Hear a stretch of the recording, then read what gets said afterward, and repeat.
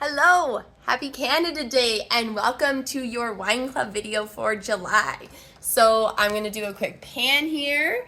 You can see all the rad labels we've got going on this month. This is our gold wine club box. And I'm really excited about it. There's lots of fun, just different stuff that we don't drink a lot of or have never tried together. So I hope you enjoy them, but we'll jump right into it. So up first, we've got Mary Taylor Anjou Blanc. So this is a French white from Loire Valley in the Anjou area. 100% Chenin, which I don't know, every time we fall in love with a Chenin, it gets discontinued or the price jumps so high that it's hard to justify, or the price jumps before we even get it, so they have to get discontinued. But I find every time, you know, the labels, they're becoming fewer and further, that these great Chenins in this range. So very excited about this one. Just got it in this week. Just tried it to make sure, you know, due diligence that it's what we want for a wine club, and it's good. But yes, so Anjou Blanc Chenin. This is done in stainless. This one, I mean, Chenin has a wide range where you can do, like, they do sparklings, they do sweeter styles, you can do bone dry. This is kind of in that sweet spot, not actual sweet, but that sweet spot of, you know, it's got a little bit more of that roundness, but still has that pretty finish on the back.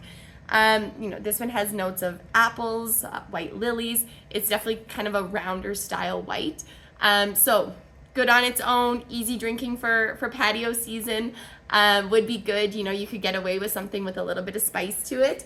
Little versatile, it can definitely go either way.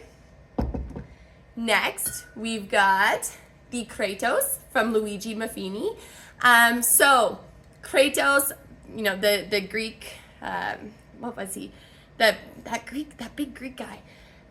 But obviously Greek, the wine itself, this is in Italian. So they play off these Greek, you know, the mythology and the guys. But Luigi Maffini, well-known man along the southern, if you do the southern Italian tour. The agency that brings this in just kind of stumbled upon. He was highly recommended when they were looking for gaps to fill in their portfolio. So this is from Campania, which I should have done this in the back. So Campania, think like Limoncello country, you know, Amalfi Coast, that kind of spot. You can see here they get cheeky with it, like they are right on the coast kind of thing. But the Kratos is 100% Fiano. So this really cool. I opened it last week for an event and I'm just really enjoying it right now. It's different, it's fun. It's got, you know, it's a little fuller bodied. I would definitely crush it on its own, but very food friendly, has nice acid, has that nice long finish if you wanted to do it with chicken dishes or pasta or something like that. But it's got kiwi on it. It's got almost like a honeyed quality while still having a dry finish. So just a really cool Southern Italian white for us. Next, we've got the Ladybug Rosé, which is from Malivoire in Ontario. And some of you were at the tasting we did on the weekend with Barbecue Wines, where we were talking about the Old Vine Fauche that they also do.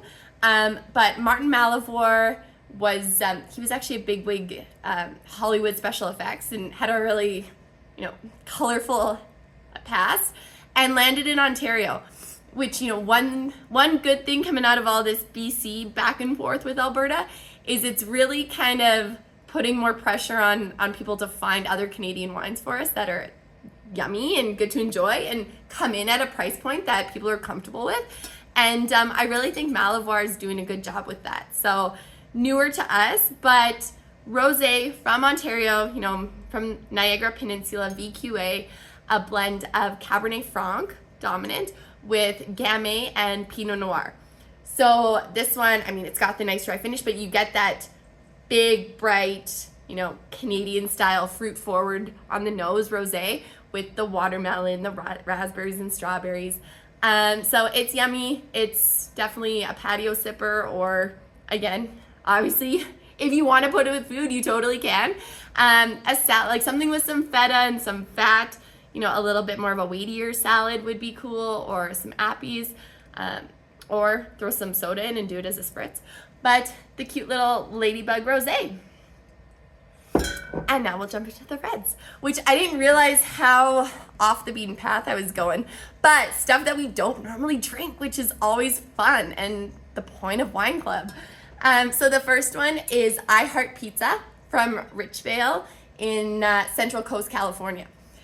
So this is a California red, but the majority of the blend is Dolcetto, which if we've had Dolcettos in tastings or we've talked about them, you know, Dolcetto is something, you know, before now almost exclusive to Piedmont in northern Italy.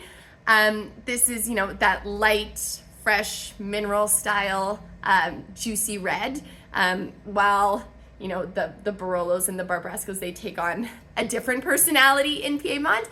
But this one is Dolcetto dominant, 59%, with Mataro and Cunoise making up the balance here. So really, I mean, you can see the label's fun. I was kind of digging in on their website. All their labels look super fun, but they have this very unorthodox approach at Richvale, where they're doing crazy blends and, you know, different styles on grapes you wouldn't see. This one obviously being one of several, but just a lighter style. It's juicy. It's, you know, obviously very pasta friendly, kind of built for just that easy drinking lighter red, and one that you definitely could get away, you know, chilling it down if you wanted to have it chilled red on the patio in the thick of July here. You'll also have to forgive me.